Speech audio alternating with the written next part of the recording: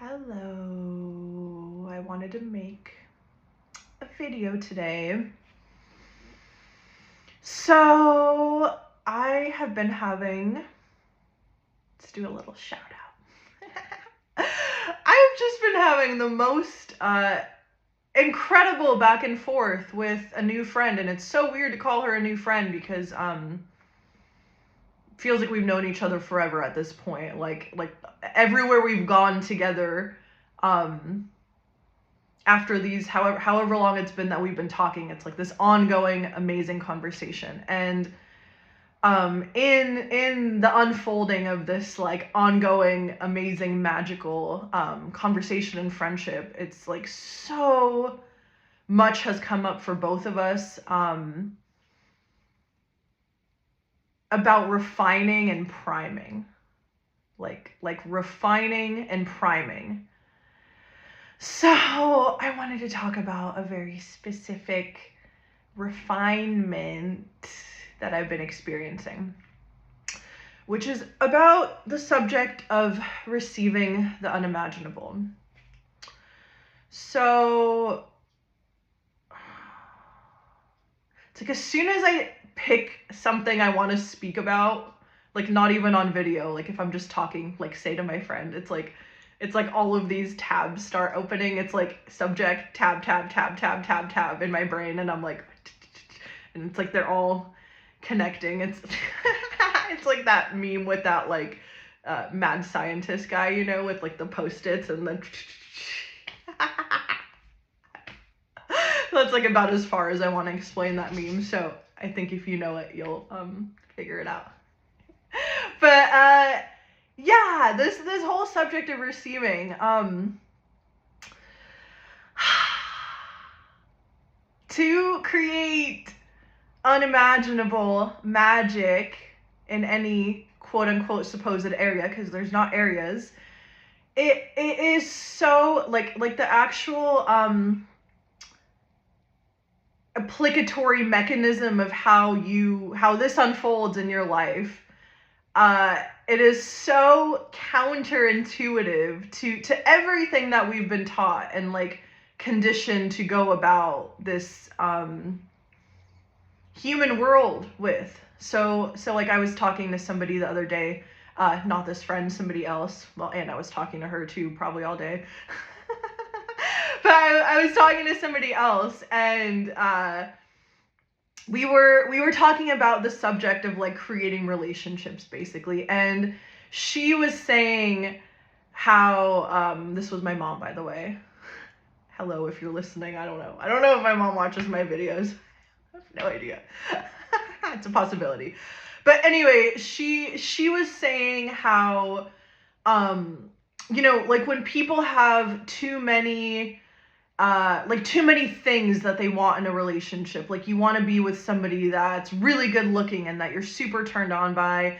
You want somebody that can provide for you financially, like that's to your taste. You want, you know, whatever. Like you want certain kinds of experiences that you're drawn to naturally to your taste. Then there's the whole subject of like the fake standards that people make up, but I don't even want to go into that right now. Actually, we're just gonna categorically assume we're talking about like genuine taste that's coming from you, like pure taste.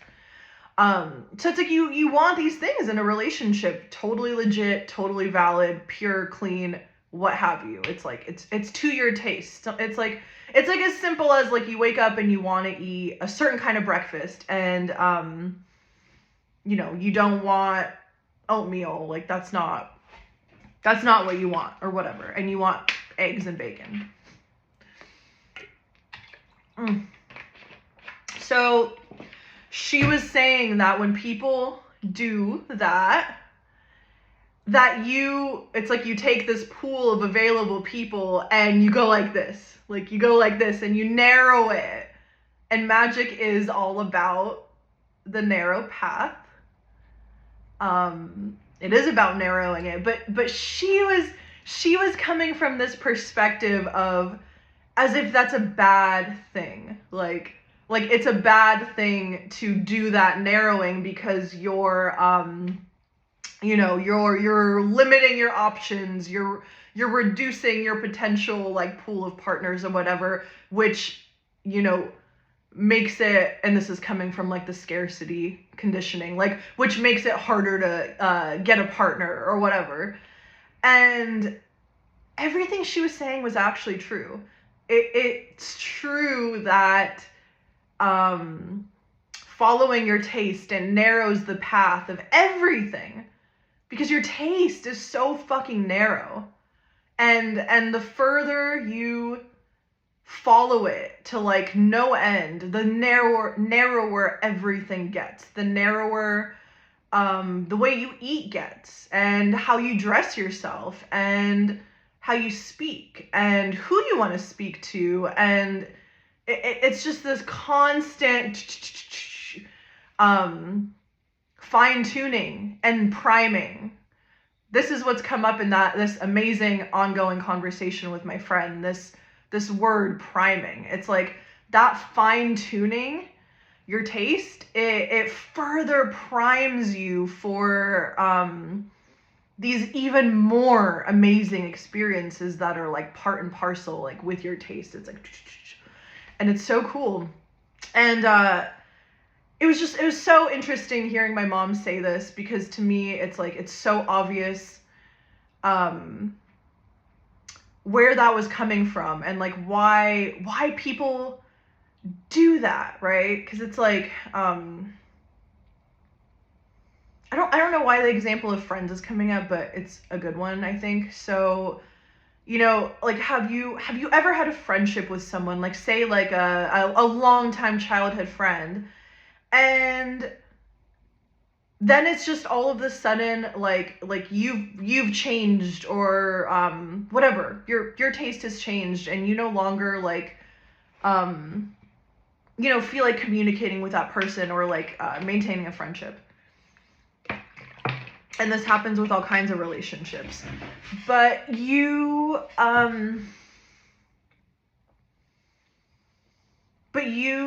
have conditioning come up about wanting to keep that friendship. So that entails like conditioning your taste. You have to condition your taste to keep this person, or keep this job, or keep this whatever, like way that you eat, or way that you walk, or it can literally be anything. It's like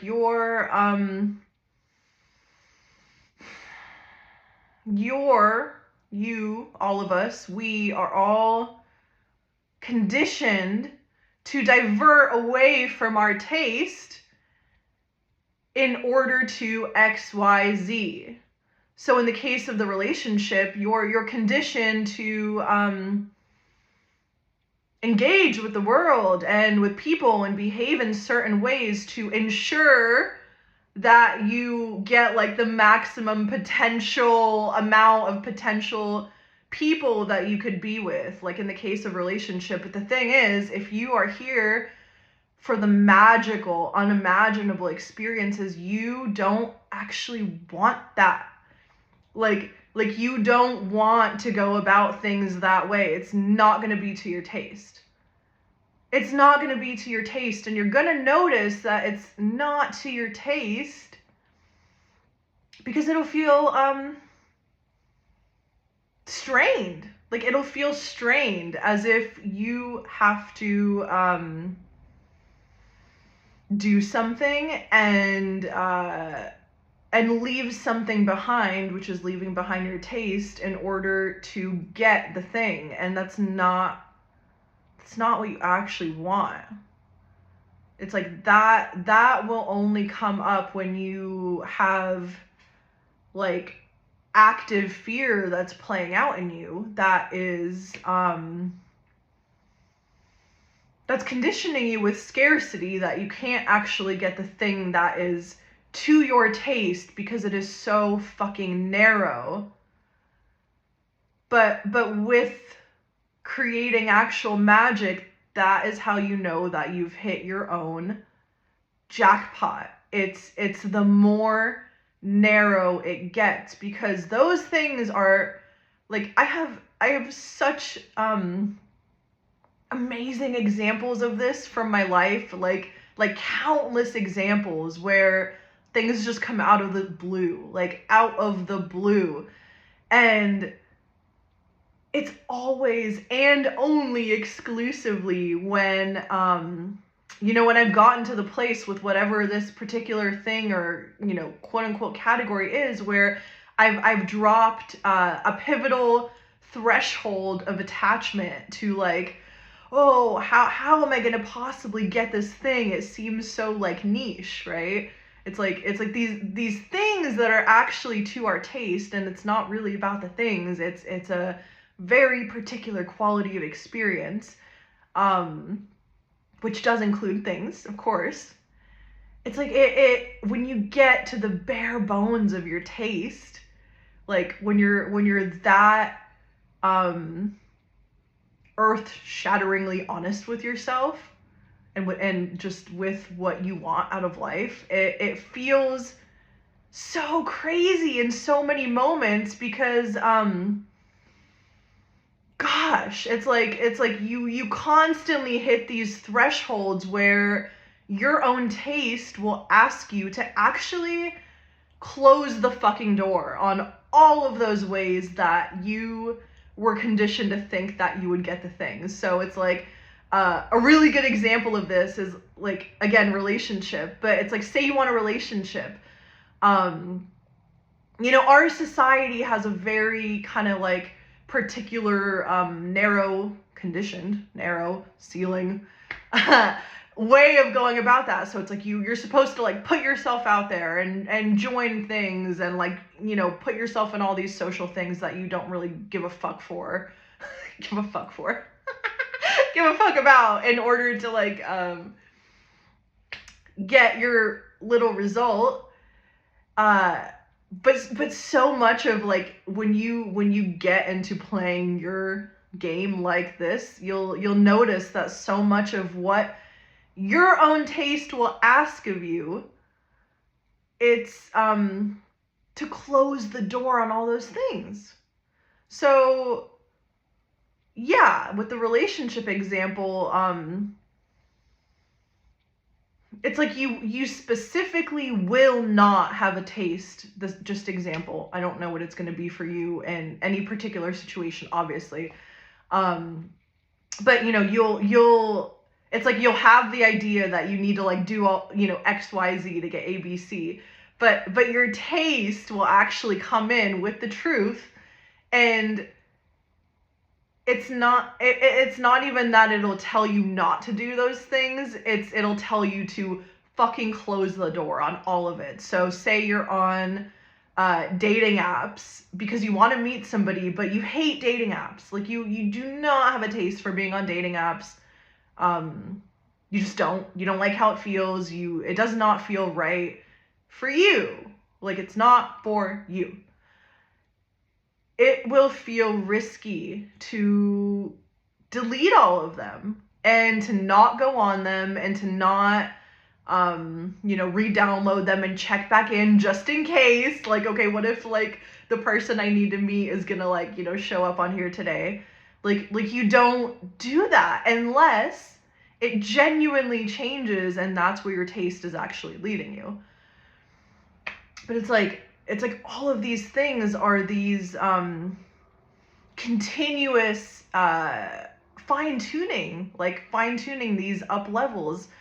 And so much of what I notice when this is happening in the creation of anything, it's like continuously I'll have a taste for oh my gosh, this is actually so good. So the friend in the beginning that I mentioned, when her and I first connected, like, I was barely on Facebook and I hadn't been for a while, and I didn't want to, like, I wasn't on. And she was away from Facebook for a long time, but somehow, like, as soon as I came back, she noticed the very few things I was posting, and there was a pull.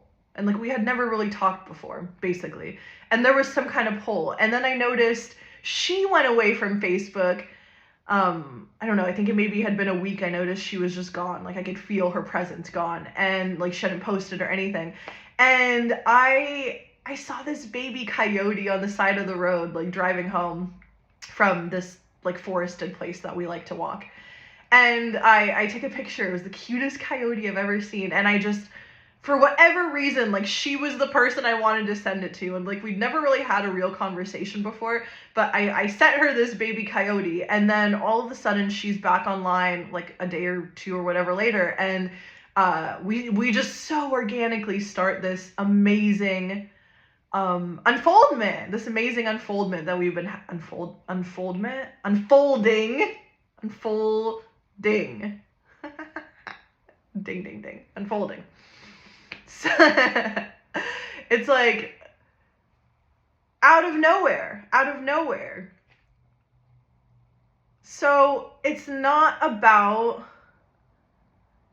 the human thing. It's not about just being open and making sure you're present in all of these areas and avenues that you think you need to be present in order to get the result. It's like most of the time it's actually the opposite. It's in your absence. All of this summarized in like one fucking sentence. It's not about your presence.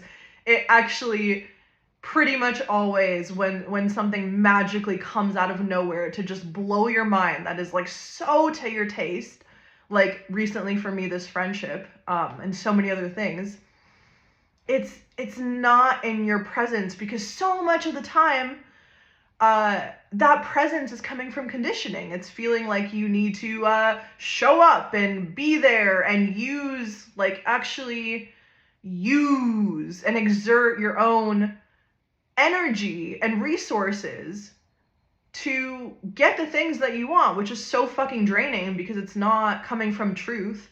Like it's not coming from the actual